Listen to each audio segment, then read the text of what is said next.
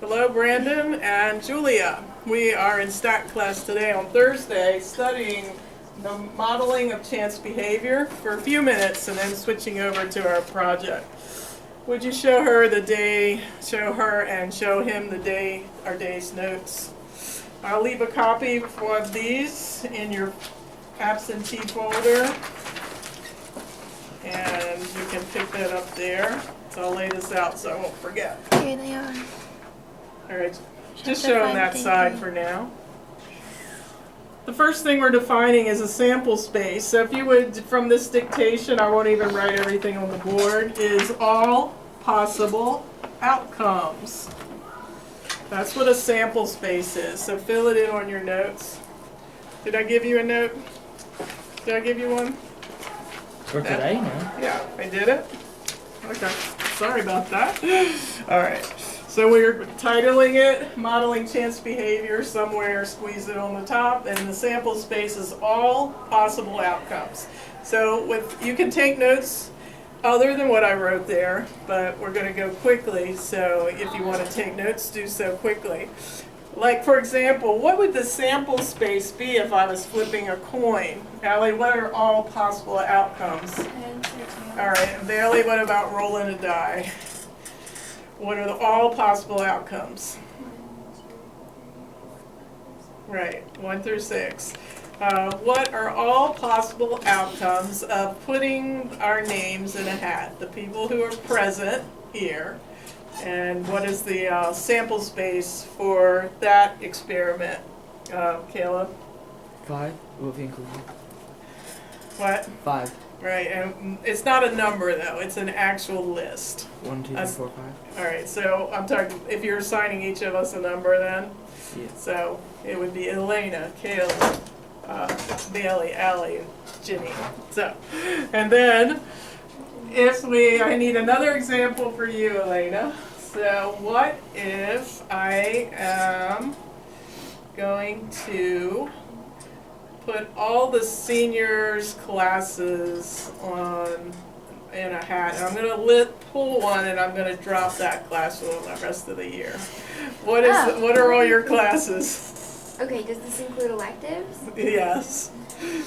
Okay, we have apologetics, civics, history, lit, statistics, and then study hall. Don't count study hall. Don't count study hall.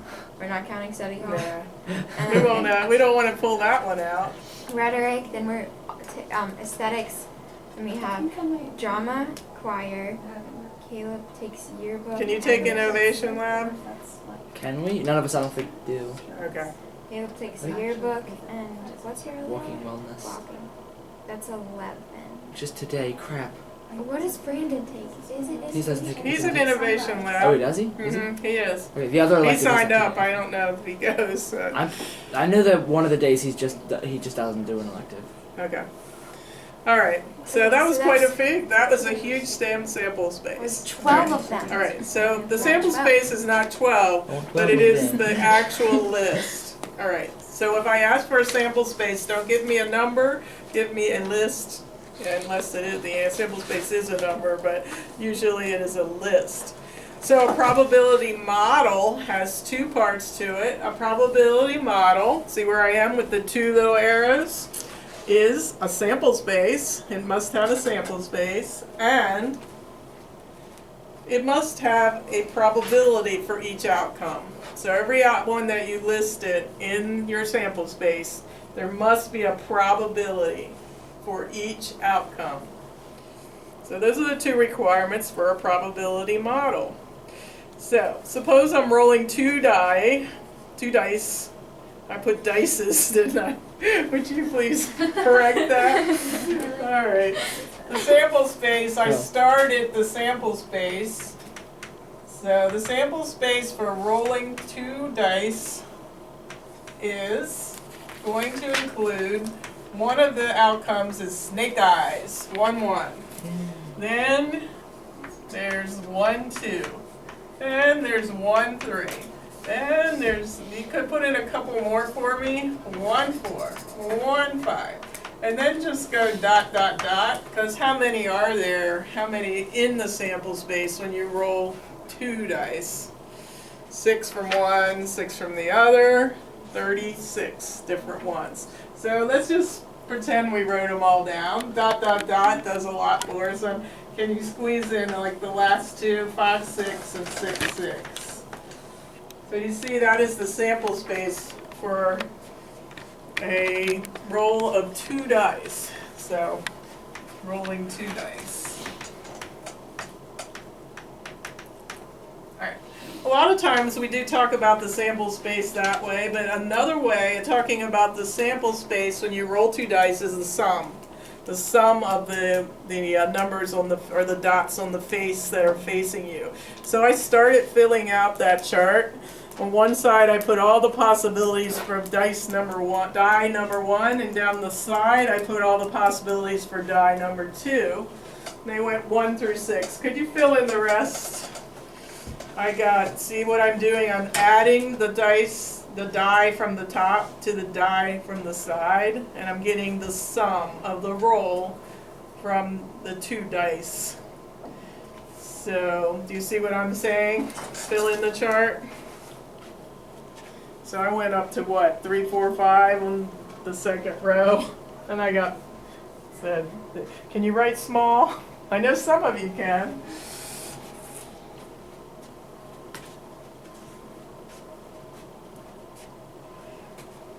Just tell me when you're finished.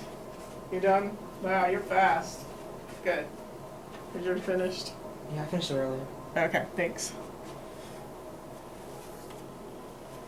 What's the last number in the lowest block there, Bailey? 12. All right. So I'm assuming everything else in between is correct. All right. An event. Let's define that. It's the outcome from a chance process. The outcome from a chance process. So when you're flipping a coin, a possible event would be heads. That is an outcome from a chance process. I'm writing this symbol for you to recognize, and it's read not P times E or P of E, although in some scenarios that's what it would be, but this is being read the probability of an event. So the probability of an event is calculated by a big fraction, and on the top I wrote the numerator. It's the number of outcomes satisfying the description of the event divided by the total number of outcomes possible.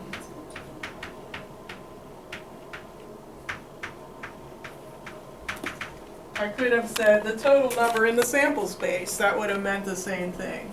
So that's how you calculate a probability. It is a fraction. So the numerator is written for you on the paper, and you added this denominator. So let's do a probability calculation. Say I want the probability of rolling 2 dice, and I want to get this outcome, snake eyes. So what's the probability of rolling 1, 1? How would that work, Caleb? It would be 1 out of 36. Right, 1. There's only one way on your chart, or on this list. Only snake eyes would only appear once out of 36 total in this sample space. So 1 out of 36. What about, instead of looking at the roll itself, the sum? What's the probability of rolling a 5? Elena, how many times did 5 show up in your chart? In the sum? Mm-hmm. 1, 2, all 6 times. How many? 6. 1, 2, 3, 4. I got Okay. 4. Oops.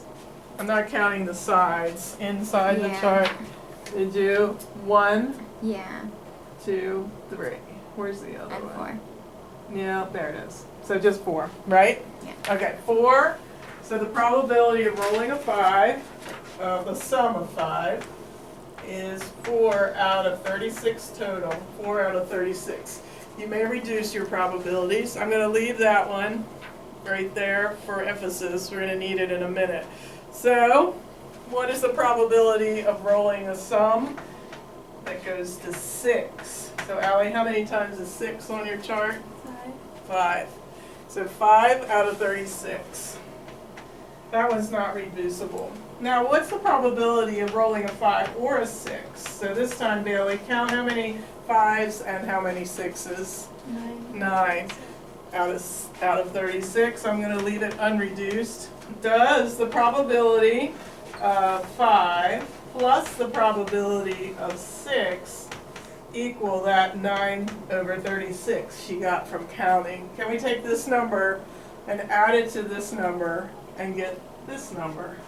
The answer is yes. We're going to have to qualify that answer, so we'll say yes for now. We'll come back and add a little statement when we finish our discussion. The symbol P of A means the probability that A occurs, which we discussed earlier. So what does P of not A look like? Wait, what's the difference between P of A and P of P of A, you can say the probability that A occurs. That's what that means. But what would A So be? A What, is a specific event. Yeah, A is an event, some So nebulous what's the difference between event. A and It's E? not defined. The probability of an event called A, we're being theoretical. oh. What's the probability So of A is just event a A? And now I want to talk about the probability of not A. So we have a symbol for that, and it's this. Anyone know what this little C means? Probably had it something like that in logic. It is the complement of A. We used a little squiggly. You mean not A? Not A can be stated as the complement of A. Yeah, And we here's just how did- we we just write squiggled it. A with a C up here. A raised to the C. A to the C is read the complement of A. It means not A. So let's discuss that. If we go back to our sum, I don't have this one on there.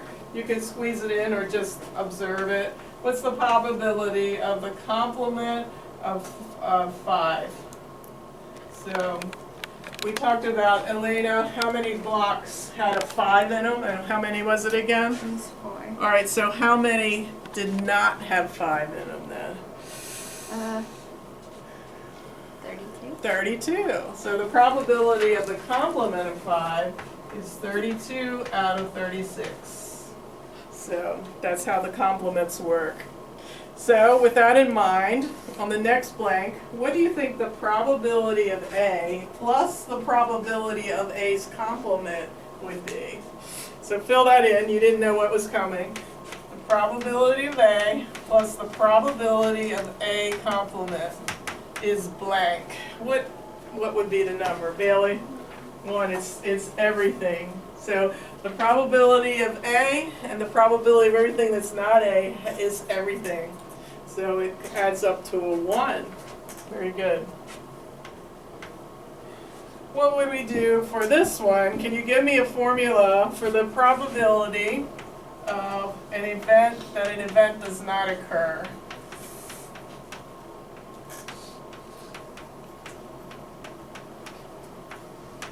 So I know I defined that as the E with a little c, but how could I actually calculate it? It would be 1 minus the probability that the event does occur. So we can think of it in terms of complements, or we can think of it in terms of 1 minus the event. All right, turn over the back.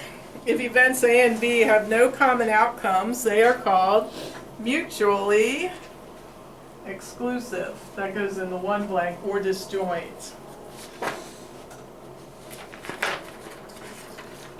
Mutually exclusive, they have no common outcomes. When I roll a dice, 2 is an outcome, 3 is an outcome. They are totally independent of one another. They have nothing in common. Either it's a 2, it's a 3. It's not 2 and a 3 sometimes, or a 3 and a 2. They're totally disjoint. So, when the A and B have no common outcomes, the probability of A or B, and I think it's still on the board somewhere, right here, the probability of A plus, the probability of A